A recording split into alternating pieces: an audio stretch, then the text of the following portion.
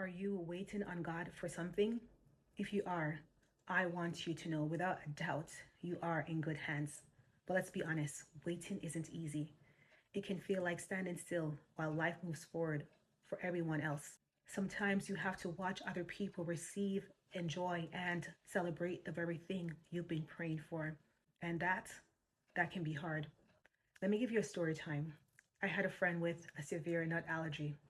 And I don't mean a mild reaction. This was life threatening. Even the tiniest trace of nut could be detrimental to her life. So whenever we went out to eat, she had to take extra precautions. She'd inform the host, who would pause and say, "Just a moment." Then the manager would appear. He'd explain that her meal would take longer because the kitchen needed to be sanitized and her food needed to be prepared separately. And here's what that meant in practice: 9 times out of 10, our meals arrived first. Even at fancy 5-star restaurants, hers would lag behind 10, sometimes 15, 20 minutes later. Out of respect, we usually waited.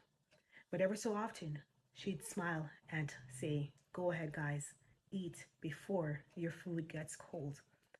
So there we were sharing appetizers while she sat patiently waiting for hers. But let me tell you something: when her food finally arrived, it was often better than ours. It was made fresh with clean hands and clean tools. She didn't have to worry about any shady restaurant practices. Her serving was brand new. It wasn't rushed, and I'm convinced it tasted 10 times better. So, why am I telling you this story? Because I want you to know this. Whatever God is making you wait for, He is preparing it specifically for you. Think about that.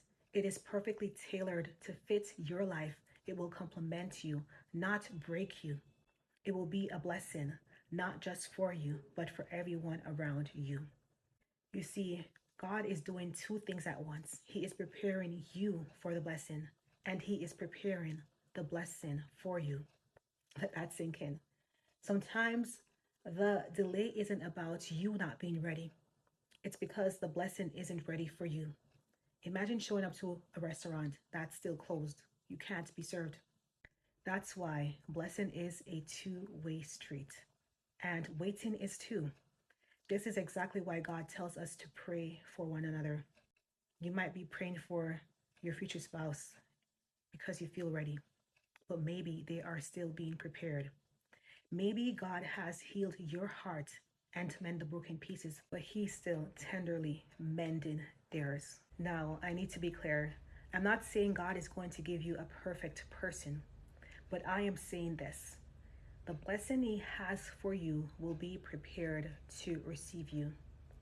You will be positioned for it, and it will be positioned for you. It's just like Ruth and Boaz in the Bible. Ruth was positioned in the right field, and Boaz was prepared to receive her. Yes, she faced rejection along the way, but the one God had for her, He eventually welcomed her with open arms. And that brings me to something crucial: the importance of discernment. See, my friend wasn't just patient, she was wise. She knew that not everything that looked safe actually was. We often shared food, but one day I offered her a chocolate. I thought it was fine. She didn't just take my word for it. She read the label. And thank God she did, because hidden in the fine print was a warning. It was made in a factory that also processed nuts. On the outside, it looked harmless, but in reality, it could have harmed her. Listen to me. Discernment is everything in your waiting season. Just like my friend, don't be so quick to grab what's offered to you. Don't settle for something that tastes good now but will poison you later. Don't be deceived, just like Jacob was deceived into marrying Leah when all along he was waiting for Rachel. You have to probe, you have to ask questions, and take this as a warning. Be careful who you are eating from. Be careful who's touching you. Be careful who offers you a drink, even if it's unopened. Be careful what you consume. Let me say this plainly. Just because a pastor recommends someone doesn't mean they are for you. Just because they go to church and say they are Christian does not mean they are the one. Just because they speak in tongues does not mean they are the one. And I'll say this carefully. Just because you share a child with someone does not mean they are the one for you. That's why it's important to wait until marriage, but that's a story for a different time. Just because they are a minister or a musician in church does not mean they are the one for you. So, what do? You try the spirit, you test the person, but above all else, you go to God first. People can have ulterior motives. A pastor, a church brother, a sister, they can have their own agendas. But God, He will never mislead you. He always has your best interest at heart.